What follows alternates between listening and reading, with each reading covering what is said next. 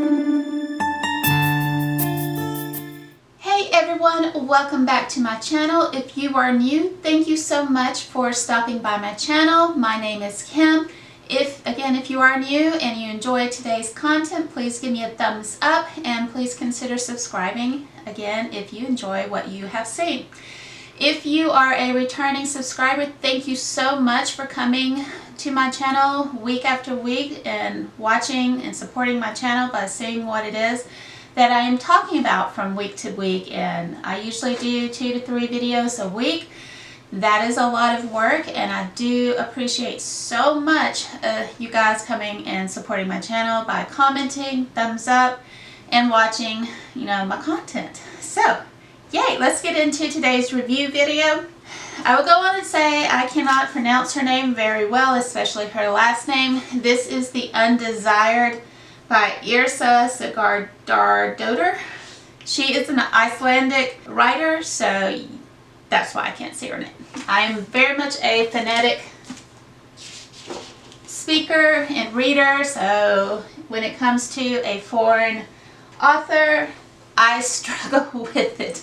So hopefully I'm trying to get it to make sure it's in focus for you guys. So like I said, this is the Undesired. This is, I think, marketed as a thriller slash a little bit horror, suspense, kind of all of that. It was copyrighted back in 2015. I am out of breath. I am not used to talking so much, on summer break. Again, I'm single. All I got is a dog and 2 cats, so I don't really talk during the day because that would be a little weird. So when I do these videos, my voice sounds a lot scratchy, and today I'm super excited because when I'm filming this, I saw that I had 150 subscribers, which is awesome. And it's making me so super excited that I can't believe so many people are supporting my channel. New people are coming, and again, hopefully next week whenever, I'm hoping next week I can do a Q&A. If I stay at 150 and it's not a fake out that bots or people have subscribed and then unsubscribed, which has been happening here recently. Back to the stuff that you really care about. Why you came here is to listen to me review this book. So what is this particular book supposed to be about? So you are following this man who has taken over a case for this firm that he is working for, who are researching into care facilities for children back in the 1970s and determining whether or not the state owes reparations to these kids based on how they were treated.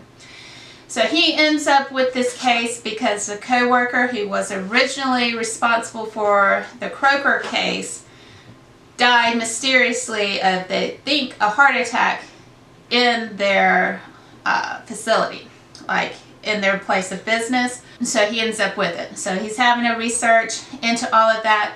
This book is a combination of present time as well as going into the past, and you're learning about Croker from the 1970s and how it's interwoven into today's times.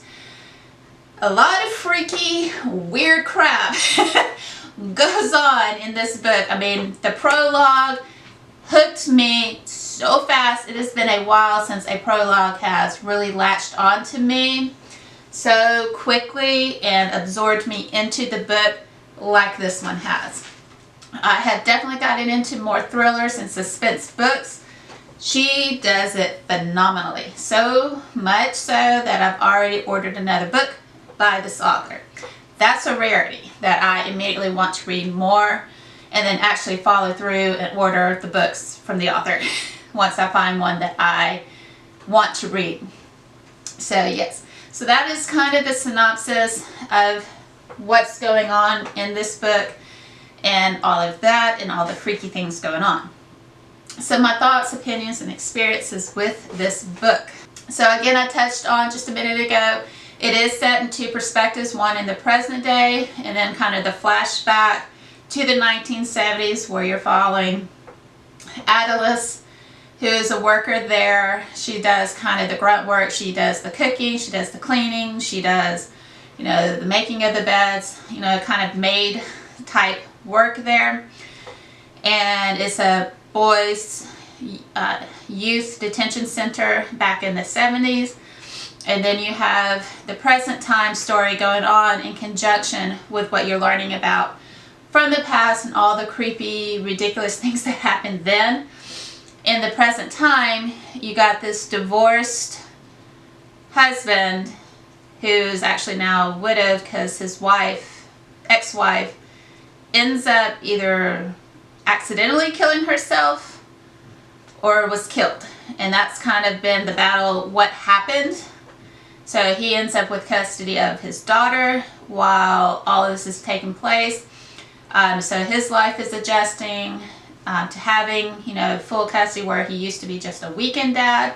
He is now full custody of him as he's, you know, trying to figure out what went on with the mom, how to help his daughter deal with the fact that her mom is no longer there, who was the primary caregiver, and then experiencing all these really freaky things since he took on the Croker case, you know, things, windows opening by themselves, and all these other really freaky things going on. So yeah, so tiny bit of spoiler, but trying to explain it in a way it doesn't spoil the whole book. So it goes on. The ending was one of the best endings, but also made me so angry as well. It's kind of hard to have it be a great ending, but being mad at it at the same time.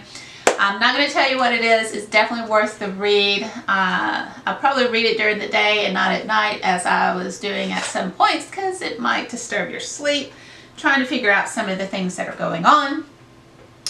So yeah, so that's kind of my experiences. It was so well written, again, that you don't want to put it down, because you are invested in the father, and it's constantly, you know, going, you know, this person didn't know, this person didn't know, what about this person?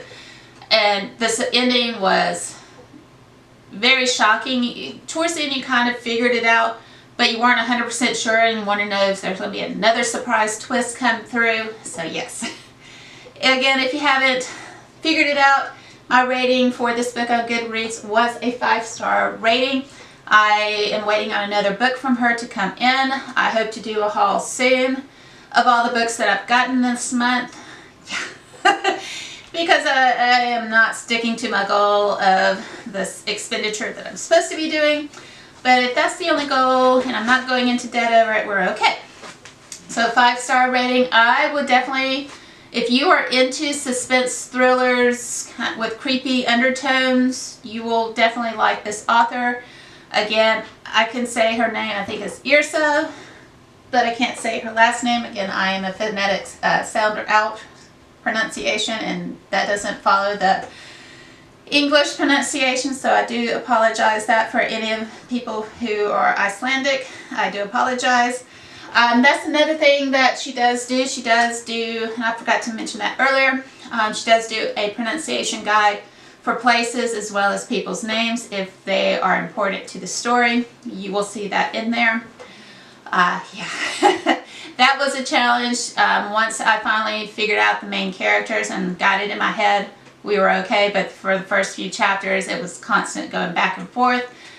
So that might be a downside for some of you guys. But overall, once, like I said, I was in a few chapters, I kind of got an idea of what it's supposed to be. If a new character was thrown in later, I would go back, double check what I thought it was, and then we moved on. So again, if you're into this type of book, I highly recommend it to you. If you are looking to get into this style of book, this genre, I would definitely recommend her to you as well. Easy read, easy to polish, does the flashbacks really well. You're not left wondering, is this a flashback or is this the present? It clearly lets you know when you start the chapter whether or not you're in the 1970s or if you're in the present day. So I did appreciate that as well. Anyways, please give me a thumbs up if you enjoyed this video today. And if you are not subscribed, I hope you would consider subscribing, turning on the notification bell and all of that good stuff. And until my next video, I hope you have a good one. Bye.